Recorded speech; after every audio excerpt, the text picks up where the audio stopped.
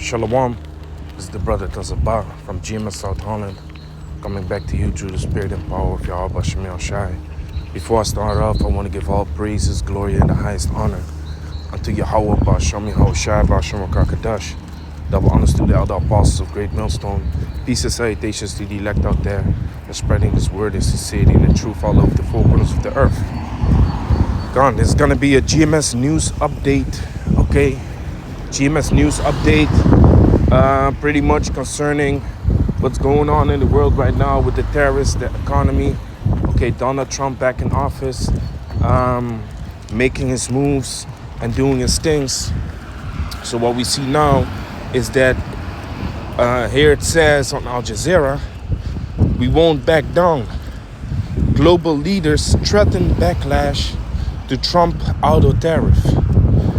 You see that? So what's going on right now is the conclusion is about to be made whether the other nations is going to agree with Trump and his decrees and his rise of the tariffs to better the economy of America. Okay, he's pressuring the other nations, but we all know what this pressure is leading towards according to the scripture. Okay, the scriptures speak about that they all shall hate the whore. Okay, the allies of America will hate the whore and lay a wound under her. So again, we see another step closer to something popping off in that direction. So it says, we won't back down. Global leaders threaten backlash to Trump's auto tariff. Canadian Prime Minister Mark Carney announced that nothing is off the table in retaliation to 25% car tariffs. World leaders have denounced United States President Donald Trump for unveiling a new tariff measure, this time aimed at the automobile industry.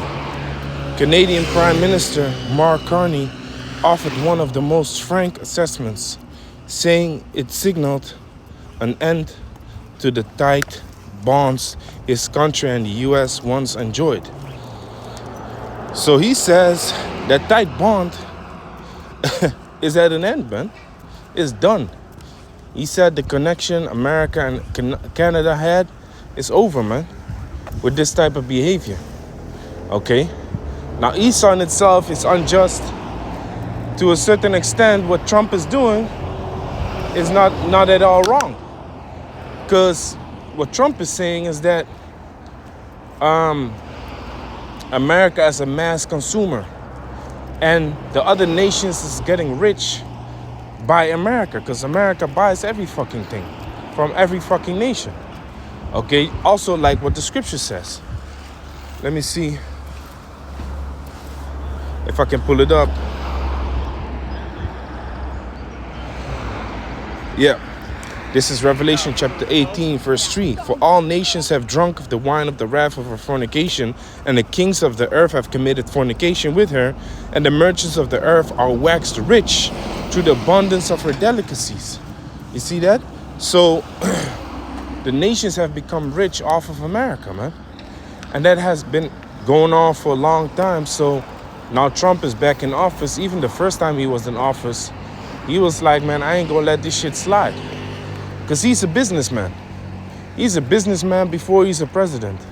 So on the business side of things, he's looking at the economy and he's like, shit. He's viewing it as a big-ass corporation that he has to run, which it actually is.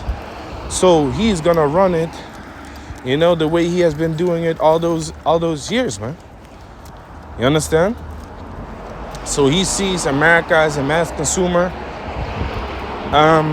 and the other nations just stack up money because America be buying everything, and the few things that the other nations be buying from America is dead ass cheap. They barely make any money off of it. So what he's doing, it's not all the way unjust. He's saying like, listen, man, y'all make a lot of money off of us, and the things y'all need from us, like aluminum and stuff like that, you get it for cheap. So I'm gonna raise those prices.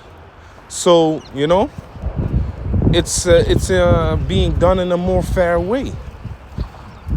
Ain't nothing wrong with that. But look what what this devil gets in his mind. It don't matter if it's a devil from Canada, Germany, Holland, England. It don't matter, man. They are devils, and they are proud, and they don't like to be controlled in that manner. They don't like to, lose control, lose power. That's when the narcissistic behavior comes to the surface of these Edomite devils. They think they the greatest and the most powerful, until they are being proven otherwise. So what happens now? It says Canadian Prime Minister Mark Carney offered one of the most frank assessments, saying it signaled an end to the tight bonds his country and the US once enjoyed. Only because you gotta pay more. Only because you gotta pay more, man.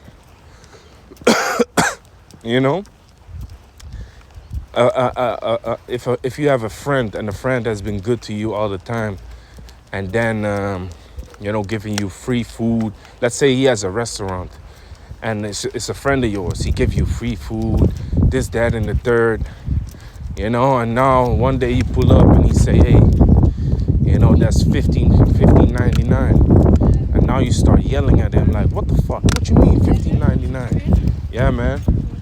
The food you just ordered is $15.99. I thought we were friends, man. I thought we were friends. You know what? Fuck this friendship. You being a demon, man. You being a demon. Because this brother is trying to run his business and actually charges you for the food that you bought, and then now you want to turn into a full-fledged demon. That's what Esau is doing. That's how Esau moves. That's how Esau operates, man. He's a devil. Okay, so that's actually, summarized what is going on right now. It says the old relationship we had with the United States, based on deepening interrogations, integration of our economies and tight security and military cooperation is over, Carney said. So military cooperation is over. So that means that allyship under the banner of the economy is finished, man. Military cooperation is finished. Okay? That's crazy. We will need to dramatically reduce our reliance on the United States. We will need to pivot our trade relationships elsewhere. And we will need to do things previously thought impossible at speeds we haven't seen in generations. Carney's remarks arrived on the heels of the new executive proclamation from the Trump administration, placing a 25% tariff on all foreign-made automobiles imported into the U.S. starting on April 2nd. And, if you're a little bit in the stock market, April 2nd is a big day, because that's the day the stock market is either going to massively crash or skyrocket. So if you own some stocks, if you own some, if you got some money in the stock market, you better prepare for that date, because you either gonna lose a lot of money or make a lot of money. So because Donald Trump said it's all gonna be implemented on the 2nd of April. And then he even made a joke. He said, why not the 1st of April? Because I want you to know I'm serious. I want you to know I'm not making a joke putting it on the 1st of April, like April Fools, right? So it says officials in both Canada and Mexico have decreed Trump's tariff campaign as a violation of the free trade agreement the three countries signed in 2019 during the U.S. president's first term. But the United Auto Workers, UAW, one of the most influential labor unions in the U.S., praised Trump's decision as a win for domestic workers. We applaud the Trump administration for stepping up to end the free trade disaster that has devastated working class communities for decades. Yeah, because you have to understand, like, economy wise, the people that work for automobile companies and do the import export trading and stuff like that, they suffer under it because they have to work for that cheap. Okay, if they need extra money or if they want to have a salary raise, it's impossible. If your contracts, because I'm like I'm an executive / project leader, so when I'm dealing with a contract that has been signed by the financial directors at the company I work for, and this contract is just garbage, it don't give me a chance to make money for the company with the projects that I'm running, then you just get vexed, man. You just get vexed. Every dime, every cent that is going to waste, and if people say, hey, can you raise my hourly payment? You have to say no, because there is no room for that. So it's mad frustrating, man. So as concerning the workers and the laborers and the company that's making money, of course it's a win for America. But the point is, you see how the response of those global leaders is. And I ain't cheering for America at all, but I'm just from a business point of view, I understand. Okay, so I ain't gonna read all of this. I'm gonna put the link in the description box. Lord willing, you can read more. What I want to point out is this: Matthew chapter 12, verse 25. And Yahushua knew their thoughts and said unto them, every kingdom divided against itself is brought to desolation, and every city or house divided against itself shall not stand. And if Satan cast out Satan, he is divided against himself. How shall then his kingdom stand? So the point that Yahushua has made in this instant reflects on Israel, how Israel was fighting each other back in the days, because you had the northern kingdom and the southern kingdom fighting against each other. That was the beginning of the end of the structure in Israel, man, where we was living in it. The war against the northern kingdom and the southern, between the northern kingdom and the southern kingdom. Now what you got going on is Esau fighting against Esau. So it's not only the Russians against America, but it's also like neighboring countries, Canada, Mexico, America, going at it, man. And yes, of course, Mexico is Issachar. But when you go up into the economy and the political leaders, it's fucking Esau over there, man. It's only Esau. The same thing they tried to do with Venezuela. When you had Maduro sitting in office, all of a sudden this dude popped up that America done had sent. Yeah, he's the new president. Who the fuck is this? It's set up by America, man. We think you should be the next president. Sent by America, man.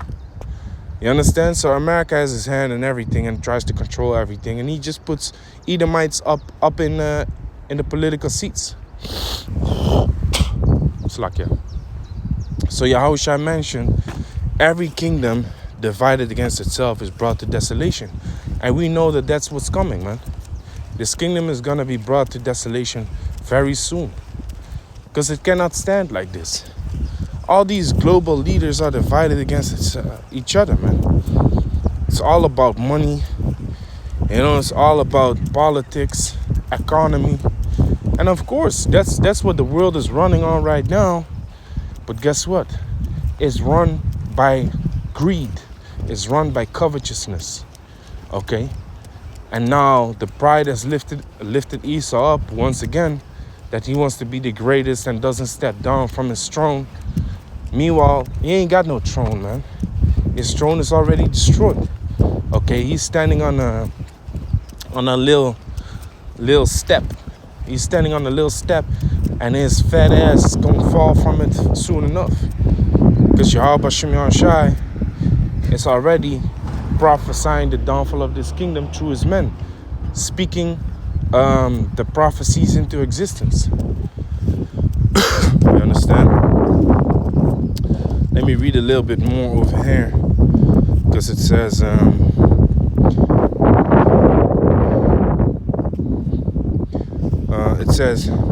but critics warn that the tariffs will not have immediate effect on job creations for Americans, as it will take time to build new production lines in the US.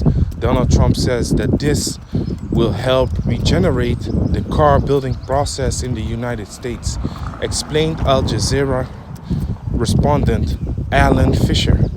But of course, if anyone is going to build a plant, it's going to take 2, 3, maybe 4 years beyond Donald Trump's time in office. Some industry experts even predicted that the burden of tariffs could grind car manufacturing to a halt. And yeah, that's another point, man. Making bold statements sometimes get you fucked up. You know, if you know the value of the product you're selling and you put up that value instantly without no slight growth, you know, slight index, you know, you got the yearly index, meaning, you know, materials that you use within your company are gone up in price, so you have to raise up the prices too, you know. And that's actually what should happen with your salary also, man. If everything in the economy is getting more expensive, your salary is supposed to go up yearly also. But they don't look at it that way. But when it comes to running companies, they do look at it that way. That shows you the wickedness of this kingdom, man, of this society. They understand very well, but guess what? They don't apply. Because what does it say? Their heart is deep. Their intentions is wicked. And that's what it means to live under the rulership of the wicked, man. Okay?